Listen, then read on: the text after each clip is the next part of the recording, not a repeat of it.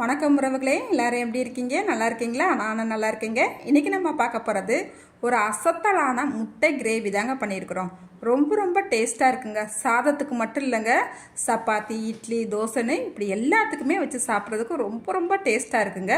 இந்த சுவையான முட்டை கிரேவி எப்படி செய்யலான்னு பார்க்கலாம் வாங்க. இப்போ ஒரு மிக்சி ஜார் எடுத்துக்கலாங்க. இதில் ஒரு துண்டுக்கு இஞ்சி எடுத்துக்கலாம், ஒரு 6 பல் பூண்டு சேர்த்துக்கலாங்க. அதுக்கப்புறமா கொஞ்சமாக புதினா இலை சேர்த்துக்கலாம், ஒரு கைப்பிடி அளவு. அதே போல் ஒரு கைப்பிடி அளவு மல்லி இலையும் சேர்த்துக்கலாம், தண்டு பகுதியோடு சேர்த்துக்கலாங்க. அதுக்கப்புறமா ஒரு கைப்பிடி அளவு நான் முந்திரி குருணை சேர்த்துருக்கிறேன். உங்கள்கிட்ட இந்த முந்திரி குருணை இல்லைன்னா முழு முந்திரி பருப்பாக ஒரு 7-8 முந்திரி பருப்பு சேர்த்துக்குங்க. அதுக்கப்புறமா ஒரு பச்சை மிளகாய் சேர்த்துருக்கிறேன். இப்போ கொஞ்சமாக தண்ணி ஊற்றி இதை நல்ல ஒரு பேஸ்ட்டாக அடித்து எடுத்துக்கலாங்க. பாருங்கள், நல்லா அடித்து எடுத்துகிட்டு வந்துட்டு இப்போ ஒரு பவுலுக்கு மாற்றிக்கலாம். அதுக்கப்புறமா அதே மிக்சி ஜார்லேயும் 1.5 சில அளவுக்கு தேங்காய் சில்லி எடுத்துக்கலாங்க. இப்போ இதையுமே நல்லா தண்ணி ஊற்றி நல்லா வலுவலுன்னு ஒரு பேஸ்ட்டாக அடித்து நம்ம ஏற்கனவே அடித்து வச்சுருக்கிறதுலே சேர்த்துக்கலாங்க.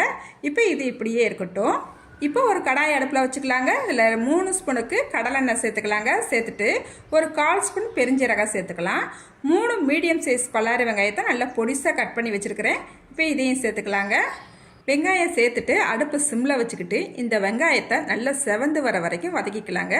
கூடவே கொஞ்சமாக கருவேப்பிலையும் சேர்த்துட்டு நல்லா வெங்காயத்தை வதக்கிக்கலாம். இப்போ பாருங்கள், நம்மளுக்கு வெங்காயம் நல்லா செவந்து சூப்பராக வதங்கி வந்துருச்சு. இந்த அளவுக்கு வதங்கி வந்த பிறகு ஒரு 3 தக்காளி பழத்தை பொடிசாக கட் பண்ணிட்டு சேர்த்துக்கலாம். இப்போ இந்த கிரேவிக்கு தேவையான அளவு உப்பும் சேர்த்துக்கிட்டு நல்லா கலந்து விட்டுட்டு இந்த தக்காளியை மூடி வச்சு நல்லா மசிஞ்சு வர வரைக்கும் நல்லா வேக விடலாம். இப்போ பாருங்கள், தக்காளி நல்லா மசிஞ்சு சூப்பராக வெந்து வந்துருச்சு. இந்த நேரத்தில் நம்ம மசாலா பொடி சேர்த்துக்கலாம். 1/4 ஸ்பூன் மஞ்சள்தூள் சேர்த்துக்கலாம். 1.5 ஸ்பூனுக்கு வீட்டில் அரைச்ச மசாலா பொடி சேர்த்துக்கலாங்க. வீட்டில் அரைச்ச மசாலா பொடி இல்லைன்னா ஒரு 1/2 ஸ்பூனுக்கு சீரகப்பொடி, 1/2 ஸ்பூன் கரம் மசாலா, 1/4 ஸ்பூன் மஞ்சள்தூள், 1.5 ஸ்பூனுக்கு வத்தப்பொடி, 1 ஸ்பூனுக்கு மல்லிப்பொடி, ஒரு 1/2 ஸ்பூனுக்கு மிளகுத்தூள் சேர்த்துக்குங்க. நம்ம இன்னைக்கு வீட்டில் அரைச்ச மசாலா பொடி சேர்த்துருக்குறோம். ரொம்ப ரொம்ப டேஸ்ட்டாக இருக்கும் இந்த மாதிரி மசாலா பொடி சேர்த்து செய்யும் போது. அதுக்கப்புறமா மசாலா சேர்த்துட்டு நல்லா கலந்து விட்டுட்டு நம்ம தேங்காய் பேஸ்ட் அடித்து வச்சுருந்தோம் இல்லையா, அதை சேர்த்துக்கலாங்க. சேர்த்துட்டு நல்லா கலந்து விட்டுக்கலாம். அதுக்கப்புறமா இப்போ ஒரு 300 ml தண்ணி சேர்த்துக்கலாங்க. தண்ணி சேர்த்துட்டு நல்லா கலந்து விட்டுட்டு இப்போ நான் உப்பு செக் பண்ணி பார்த்தேன். உப்பு கொஞ்சம் கம்மியாக இருக்குது, அதனால் உப்பு சேர்த்துக்கலாங்க. இப்போ நம்மளுக்கு தண்ணி கொஞ்சம் கம்மியாக இருக்கிறது போல் இருக்குது, அதனால் ஒரு 50 ml தண்ணி சேர்த்துருக்கீங்க. தண்ணி சேர்த்துட்டு நல்லா கொதி வர ஆரம்பித்த பிறகு மூடி வச்சு ஒரு 8 நிமிஷத்துக்கு இதை அப்படியே விட்டுறலாங்க.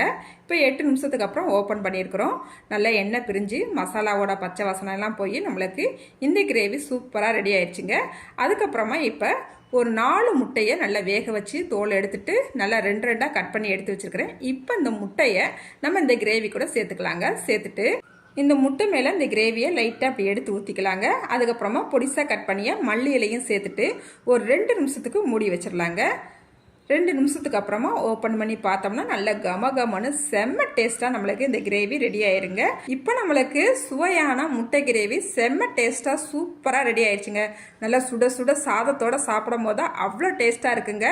நாங்கள் சப்பாத்தியோடையும் அடிக்கடி சாப்பிடுவோம். ரொம்ப ரொம்ப டேஸ்ட்டாக இருக்கும். இட்லி, தோசை இப்படி எல்லாத்தோடையும் சாப்பிடும் போது அல்டிமேட்டாக இருக்குங்க. சுவையான இந்த முட்டை கிரேவியை நீங்களும் ஒரு முறை வீட்டில் இருக்கிறவங்களுக்கு செஞ்சு கொடுங்க. திரும்ப திரும்ப செஞ்சு தர சொல்லி உங்களை கேட்டு தொல்லை பண்ணுவாங்க. அந்த அளவுக்கு டேஸ்ட்டு சூப்பராக இருக்குங்க. நீங்கள் ஒரு முறை ட்ரை பண்ணிவிட்டு எப்படி இருந்துச்சுன்னு மறக்காமல் கமெண்ட்டில் சொல்லுங்கள். இந்த வீடியோவுக்கு ஒரு லைக் பண்ணிவிடுங்க.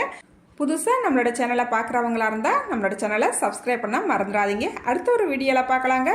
பாய்.